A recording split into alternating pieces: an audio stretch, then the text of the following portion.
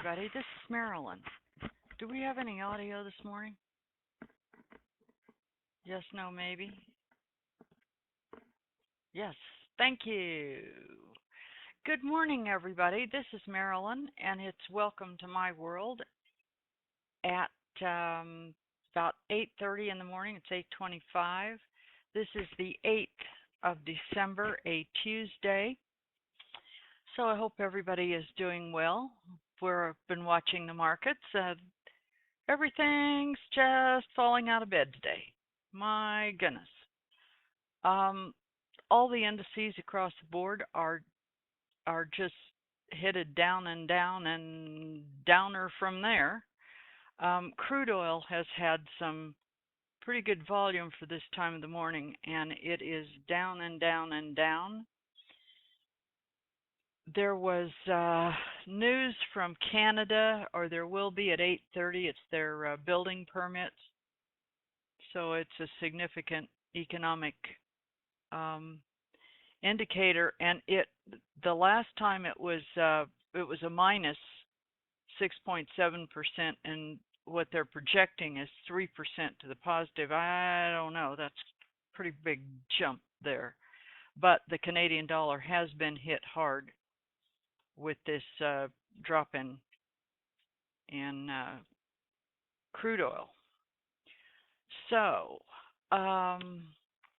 let's see. We've got I know we've got people in here who trade the UJ cross, and the yen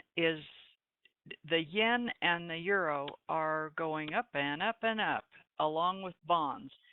If you like to trade that pair, you might want to keep a little bond 30-minute chart so you kind of got an idea where bonds are. But they have been going steadily up for the last 2.5 hours, as has the yen. Those two makes a good indicator for that. Anyway, this morning when I look across here, it looks like crude oil has it. We're definitely trading south of settlement, and we've had nothing but red apexes now for quite some time. Our 30-minute chart, when you see this, can go down quite a bit more. Hope it doesn't, but it certainly looks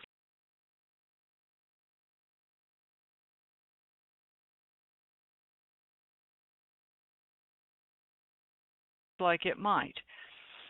Right now, this sharpshooter is certainly kind of a tight range right here. So if you're looking to take another short in crude oil, I would be sure that you've got a good E coming here, and your corresponding charts are all telling you the same thing. Where people seem to get into a problem with their trading is getting mixed messages, and they ignore the ones they don't want to see. It's the reason. The reason I know some of this stuff, don't you? It's because I've done it myself 1,000 times. But it's human nature. You kind of ignore what you really don't want to see. Pay very close attention to these indicators, because they will take you in the right spot, the right direction. But when you're getting mixed messages, there's a reason for that. That's a caution signal.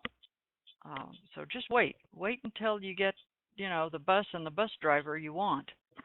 And if you don't see it, well, look at a different market, or wait till he comes back. Don't forget to pee. Peeing is very important, especially when this is going down. So, we've had significant sell-off in all these markets. You be very picky about your entry, and you be patient with your trading, patient with your trade, patient with your trading, because it's the only way to lead you to the third one, the third P, which is profitable. The whole idea of this is to make a profit. And if you're not picky about those entries and you're not patient with what you're doing, you're going to have a hard time hitting that third P for profit. So try to keep all that in mind. Gold might put up a nice trade after a little bit. We'll have to see. But this is going to be a very interesting time and week. And at 10 o'clock, we've got the JOLTS job openings. And the economic optimism. Man, I just love that economic optimism thing in the U.S. That's terrific at 10 o'clock. I'm sure that'll just be right on the money. Sorry, was that a little sarcastic? Sorry about that. Anyway, we'll see. I'll come back at noon and we'll see what has happened. But keep in mind, you want all your ducks in a row before you enter a trade. Okay? And with that, this has been my view from my world in Apex land, brought to you by Apex Investing. I'll see you about noon.